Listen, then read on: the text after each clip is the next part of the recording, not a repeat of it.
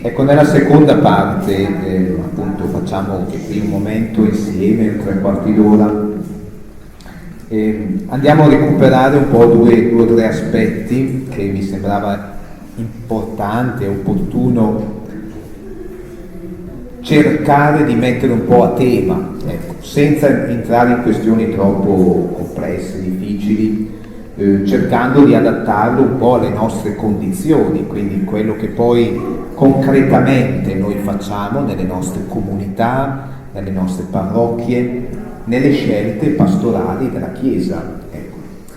Perché vedete, noi abbiamo sempre questi livelli diversi del discorso, no?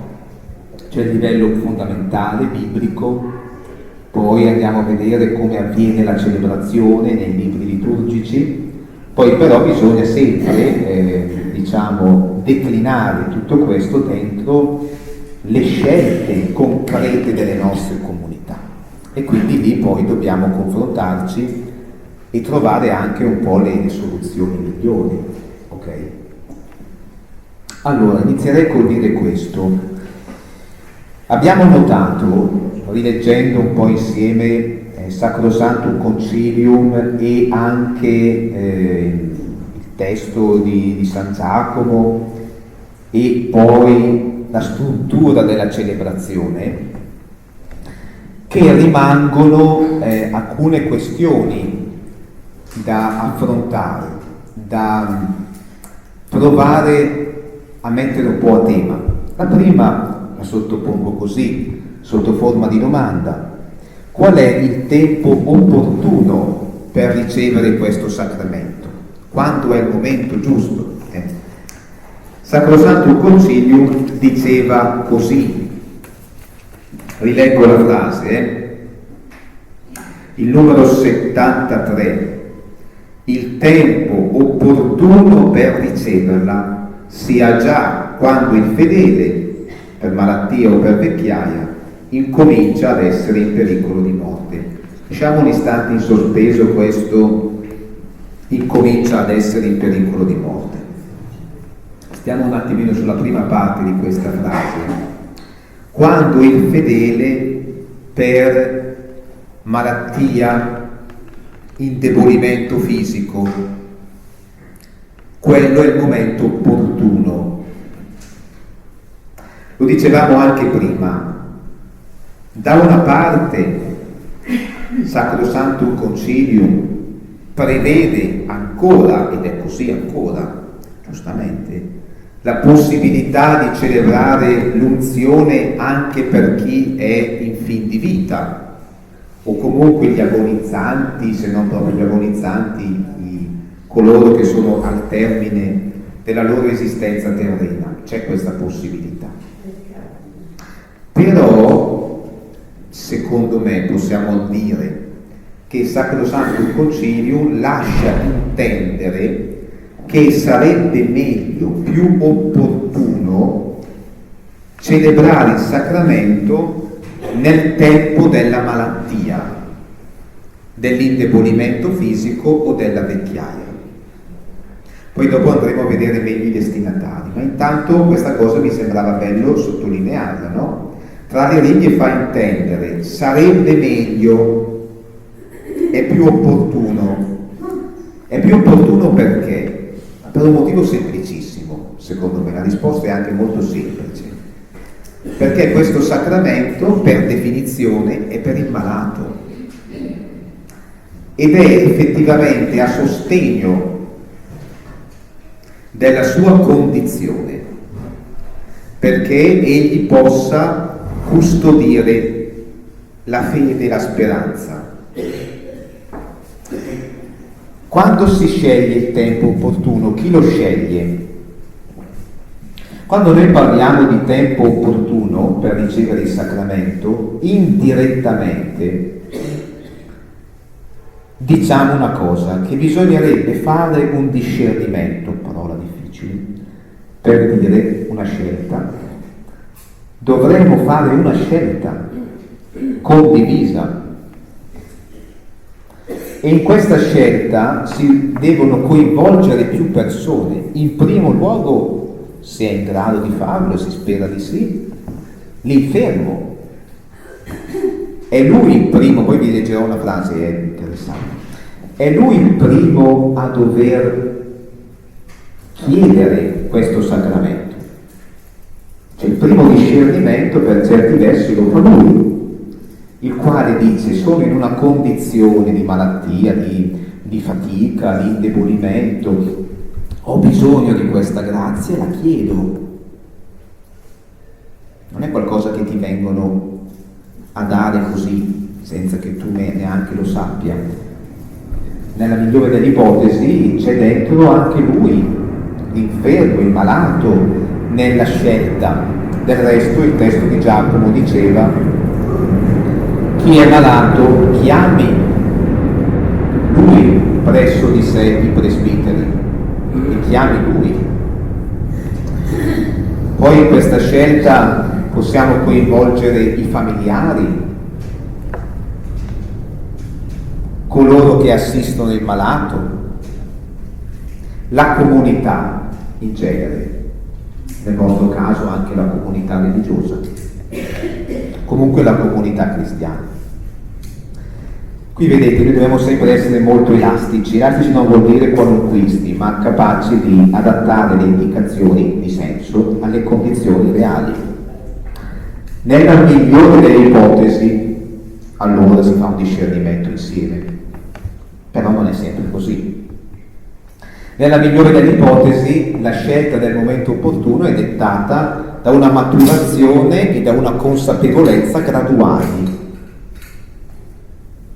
Questo libro liturgico, rispetto ad altri, ha un titolo un po' più lungo, non c'è scritto semplicemente Sacramento dell'unzione, come su questo è scritto Rito della penitenza, come sul messale è scritto Messale.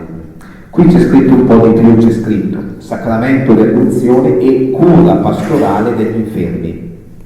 E all'interno di questo libro liturgico in realtà non c'è soltanto l'unzione, ma ci sono anche altre cose. Per esempio il viatico, per esempio la preghiera per gli agonizzanti, tante altre cose. Interessante conoscerle, no? Per dire che il sacramento dell'unzione si inserisce all'interno di una cura pastorale degli infermi. Quindi il momento opportuno andrebbe un pochettino condiviso cammin facendo. A un certo punto ti accorgi che quella persona ha bisogno e lei stessa, magari nel suo cammino di fede, giunge a questa maturazione. A volte però le circostanze non consentono una preparazione magari così attenta, una maturazione graduale. Una cosa importante, e questo chiaramente è possibile nel caso in cui non si abbiano delle persone in fin di vita, sarebbe importante a volte riprendere il sacramento dopo, cioè è una cosa che non si fa quasi mai, men che meno con unzione.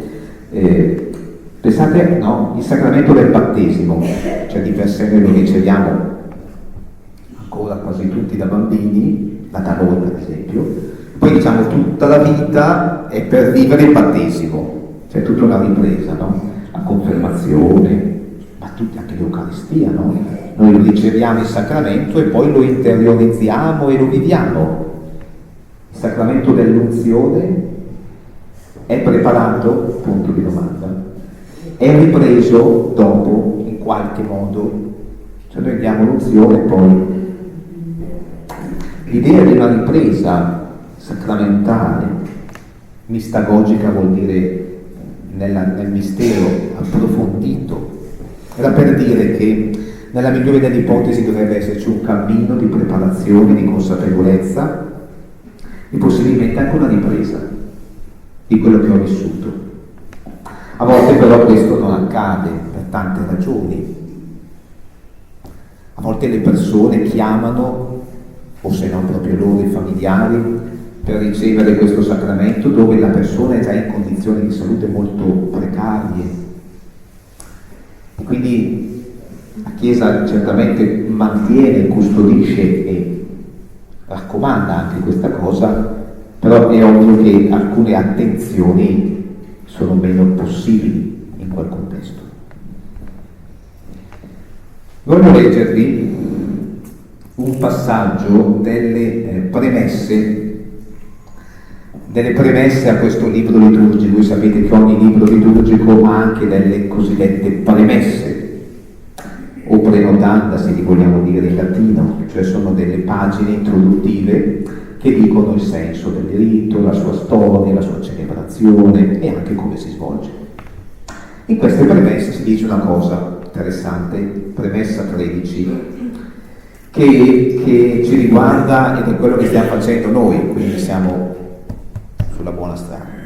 Qui dice, nella catechesi, questa se volete è una forma di catechesi, una formazione, sia pubblica che familiare, non so se avviene nel pubblico, mentre forse meno ancora nel familiare, si abbia cura, interessante questo, si abbia cura di educare i fedeli a chiedere essi stessi l'unzione e appena ne verrà il momento, vedete, tempo opportuno, a riceverla con fede e devozione grande, senza indulgere alla pessima abitudine di rinviare la ricezione di questo sacramento.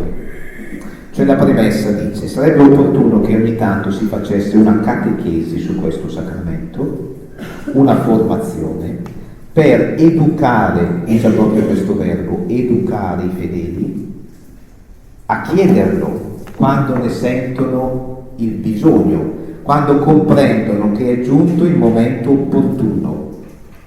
Il fedele andrebbe educato a chiederlo e dice senza indulgere nella pessima abitudine di rinviarlo.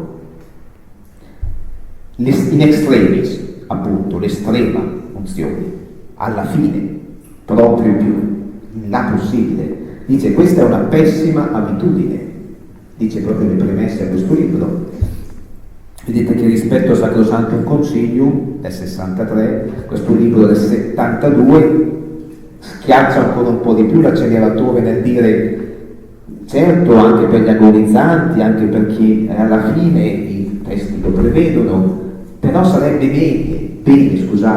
meglio educare il fedele a chiederlo. Certo uno lo chiede se sa che cos'è, se sa che esiste e quali sono i suoi effetti. Fedeli, si intende il malato, potremmo estendere anche i parenti, i familiari, le persone vicine. Qual è la prima conclusione che possiamo trarre da questa cosa, molto concreta per noi? Questo sacramento, come del resto tutti gli altri, ha bisogno di una preparazione non soltanto prossima, immediata, ma anche remota, nel tempo. Si parla di questo sacramento qualche volta, ma non molto spesso. C'è un tempo opportuno quindi che è legato alla scelta del malato, alla consapevolezza circa la natura, l'efficacia del sacramento, eccetera. Qui nasce una questione pastorale interessante. In realtà non ne parla un po' il rituale, ma non tantissimo, cioè lo accenna, ma non dà tantissimi criteri di discernimento, però questa cosa un po' è entrata e vi dirò anche qualche così mia impressione. Non voglio pretendere, non ho preteso di dire che questo che penso io sia la cosa migliore, ovviamente. Ragioniamo a voce alta, no? Ci sono delle celebrazioni che noi chiamiamo impropriamente, poi vi dirò perché impropriamente, comunitarie del sacramento, cioè della serie. C'è il malato nella sua stanza di ospedale che chiama, di solito il malato grave, già avanzato. Oppure c'è, nei casi migliori, qualche persona inferma che però già consapevole, ha fatto la sua scelta di fede e lo vive con un certo. Poi ci sono quelle celebrazioni che noi chiamiamo comunitarie, dove raggruppiamo un gruppo di persone inferme, spesso anziane, in determinate circostanze. Non so, l'11 febbraio, Madonna di Lourdes, festa del giornata mondiale del malato, oppure in altri momenti. Qui non dovete pensare subito ad un contesto vostro che hanno un contesto particolare, perché è un contesto di persone che vivono, per esempio penso alla casa qui di Colognolo, una situazione più costante di anzianità, di malattia, eccetera. Quindi può anche aver senso di celebrarla comunitariamente in determinate date, no? Quelle che facciamo nelle parrocchie, come le accompagniamo, quelle comunitarie. Ci sono dei rischi, ci sono dei vantaggi. Noi staremo sui vantaggi, non solo sui rischi, chiaramente. Però dobbiamo dire anche un paio di rischi per non essere troppo ingenui. La dico male, la dico un po' brutale, la dico un po' tranchant, ma non avviene proprio così mai, ma per capirci. Non trasformiamo il sacramento dell'unzione dei malati nel sacramento degli anziani. Degli anziani non è la stessa cosa. Cioè intendo dire, alcuni anziani non sono malati e non sono in una condizione tale, sì, il pericolo di morte, stando al testo di Sacrosanto Concilio, va bene, tutti in qualche misura, ma ci sono degli anziani che stanno bene, fisicamente intendo dire. È una questione. Poi da quando uno inizia a essere anziano? Da che età? No, sai, se guardiamo 65 anni sono dei giovanissimi oggi, pimpanti, ma anche 70. Gente che fa il volontario in parrocchia a 70 anni, 75, 80. Riceve l'unzione dei malati. È malato? Sì, tutti lo siamo un po', ma è anziano? Sì, anagraficamente anziano, però è un anziano in una condizione tale da, capite cosa voglio dire? Certo, il sacramento rituale non specifica troppo, dice anziani, però la domanda rimane, cioè non rischiamo di dare il sacramento a persone che, questa cosa un pochettino nella prassi adesso mi sembra un po' meno, qualche anno fa un po' di più, almeno da noi. Non è la festa dell'anziano, lo dico un po' male, ma ci siamo capiti. E non è che uno ogni anno riceve per 10 anni di fila l'unzione, perché è anziano, tutti gli anni ci va, tanto fa sempre bene. Però il senso del sacramento qual è? Di rafforzarti nella fede e nella prova della malattia. Ma se manca la condizione, capite cosa intendo dire? È un rischio, però pastoralmente è interessante. Ripeto, è diverso da un contesto come il vostro, in una casa come questa, ma in altre realtà potrebbe essere un criterio di discernimento da utilizzare. Anziano e malato non sono sinonimi immediatamente. E anche al rovescio c'è il rischio opposto di escludere dei fedeli che sono malati senza essere anziani. Sono tante persone malate, giovani di età anagrafica intendo dire, non anziane. Questi cosa fanno? Vanno alla festa degli anziani, capite l'imbarazzo, sono tutti ottantenni, poi arriva uno che ne ha 40, che però magari quello è malato più degli altri. No, sono delle piccole cose se volete, ma a livello pastorale, cioè a livello di proposta comunitaria hanno un peso. Quindi la logica, secondo me, sì, queste celebrazioni comunitarie sono importanti, il loro aspetto positivo è quello, per esempio, di celebrare in una comunità parrocchiale un sacramento che anche gli altri fedeli possono vedere e quindi diventa anche un segno, una formazione, un segno della cura della Chiesa nei confronti di chi soffre. Certo che hanno dei vantaggi le celebrazioni di questo tipo, però attenzione anche ad alcune derive. Non deve diventare tout court il sacramento dell'anziano con il rischio di a volte amministrare il sacramento a persone che non ne hanno la necessità direttamente e magari di escluderne altre che invece avrebbero quella necessità. È una cosa che dico così, un po' esemplificativa, ecco, non è la cosa fondamentale, però ha il suo senso riflettere su questo nelle nostre parrocchie. Qui secondo me c'è da dire una cosa, lo dicevo prima, noi le chiamiamo queste celebrazioni impropriamente comunitarie. Perché dico impropriamente? Non perché non siano comunitarie, ma perché tutte le celebrazioni sono comunitarie. Vi leggo un passaggio bello del Catechismo della Chiesa Cattolica al numero 1517, dove si parla del sacramento dell'unzione. Quando si parla di questo sacramento, al numero 1517, il Catechismo dice così, vi leggo questa frase, è bella, ci aiuta. Come tutti i sacramenti, l'unzione degli infermi è una celebrazione liturgica e comunitaria. Attenzione a quello che dice qui. Sia che abbia luogo in famiglia, all'ospedale o in chiesa, per un solo malato o per un gruppo di infermi. Vedete, la dimensione comunitaria non dipende dal luogo, può essere in casa, in ospedale o in chiesa, ma soprattutto non dipende dal numero. Per un solo malato o per più infermi è sempre comunitaria, perché anche se c'è un solo malato, la sfida è che ci sia una comunità attorno che preghi con lui. Quello che diceva Giacomo, chiamerà a sé i presbiteri della Chiesa. Quando c'è il vero problema, ma qui non lo voglio problema, è la celebrazione più faticosa, ma non la esclude, vi dicevo prima, l'adattamento e il venire incontro a tutti, la Chiesa fa questo. Però capite bene, a me a volte è capitato, se vai in certe situazioni, no? Ti chiamano, magari in ospedali o delle case di cura, arrivi nella stanza della persona malata, a volte c'è qualche infermiera ancora un po' devota che chiama, un poco altro, e arriva il sacerdote, c'è soltanto la persona malata, spesso agonizzante, in fin di vita.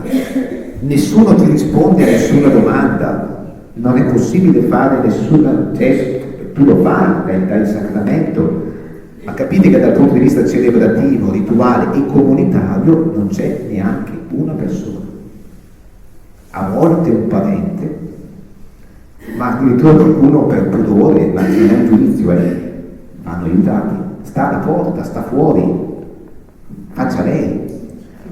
E questo fa riflettere. Vedete, l'aspetto comunitario, quindi poi noi abbiamo invece quelle comunitarie cosiddette, che è una festa quasi degli anziani, parrocchie con rinfresco. Capite che c'è una discrepanza, è lo stesso sacramento, ma in un caso è una povera persona in fin di vita da sola, in un altro cioè l'ideale sarebbe quello di tener conto, ok, la Chiesa deve riflettere sulle forme migliori, ma che almeno questo lo possiamo dire, che il tentativo, almeno nostro, nelle nostre realtà, che ci sia sempre una piccola porzione di Chiesa che prega in quel momento col malato, per il malato, che poi lo facciamo durante la messa, nella liturgia della parola, nel sacramento, però che ci sia qualcuno che in quel momento sostenga la fede. La preghiera fatta con fede salverà il malato. Certo, c'è il ministro della Chiesa che rappresenta anche tutta la Chiesa, va bene, questo sì, però dal punto di vista simbolico, rituale, è certamente un impoverimento. Quindi la prima domanda, qual è il tempo opportuno per celebrare il sacramento? Questa domanda, questa riflessione sul tempo opportuno, a mio parere, deve coinvolgere sia l'infermo, la sua famiglia, sia anche la comunità. Qual è il tempo opportuno per la comunità? Faccio degli esempi più legati a voi, suore sacramentine, le vostre case. Questo potrebbe essere utile, no? Più facile nei nostri contesti questo, no? Prevediamo che una volta all'anno le sorelle che più hanno bisogno celebrino l'unzione in comunità, nella chiesa della comunità, e la comunità si prepara insieme, prega insieme e riprende poi dopo il cammino. Capite che ha senso? È un'esperienza ecclesiale, un sacramento che dice la cura di Gesù per i malati, il Signore, eccetera, no?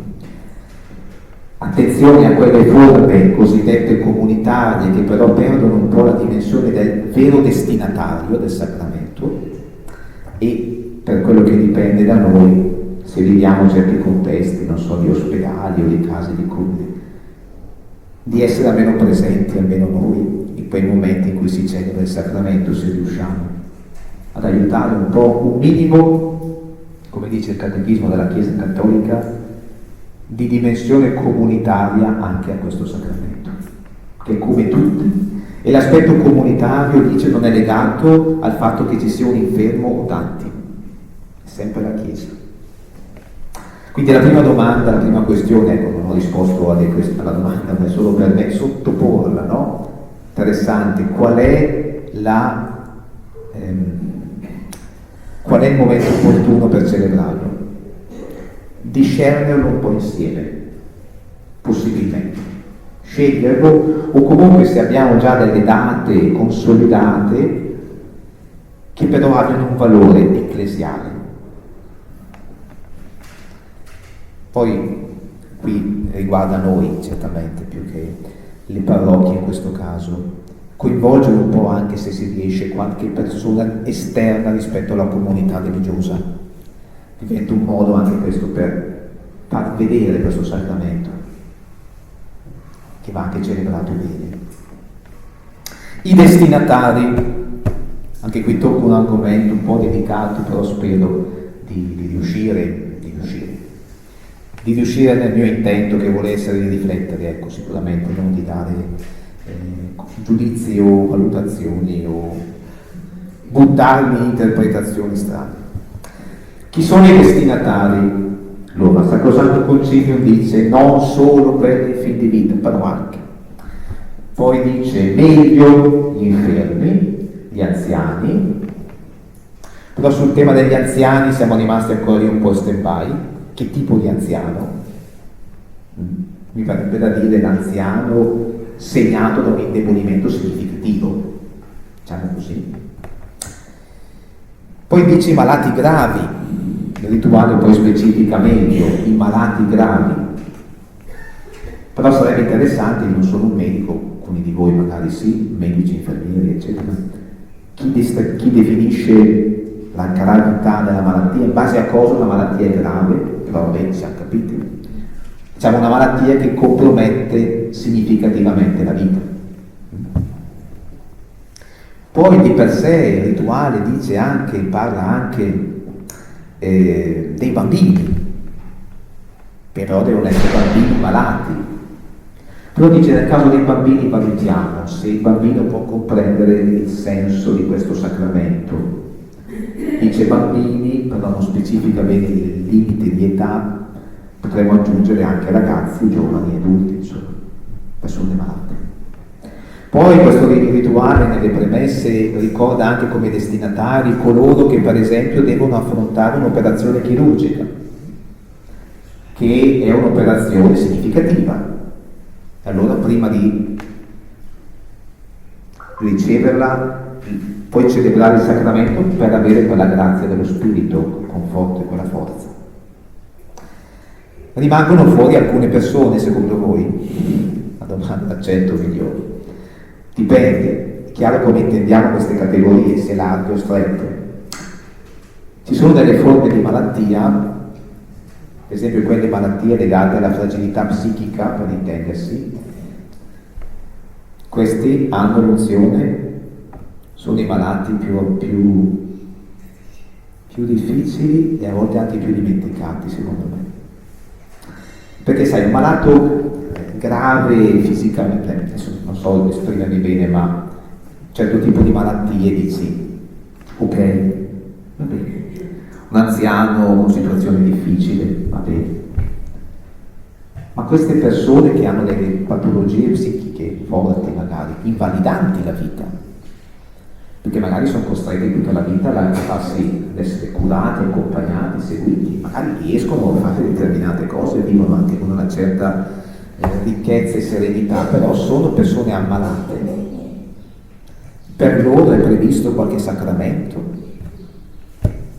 Giacomo, quando diceva i malati, non ha specificato la cartella clinica, ha detto i malati, però vedi, questo è un tema su cui non si è ancora mai entrati. Sono certe forme di dipendenza, delle dipendenze che invalidano le persone fortemente. C'è un sacramento di cura per loro, intendo dire, è un ragionamento che butto lì senza risposta, io non ce l'ho chiaramente, ma per ragionare, no? Capiamo bene che quando parliamo di malati, è un capitolo grande il malato, no? Certe forme di malattia sono legate anche a alcuni contesti, alcune epoche storiche, alcune situazioni, e non è sempre facile definirla. Cosa interessante è, potrebbe essere un tema su cui la Chiesa, certo non tanto io singolarmente, però si potrebbe riflettere su questo, la butto lì.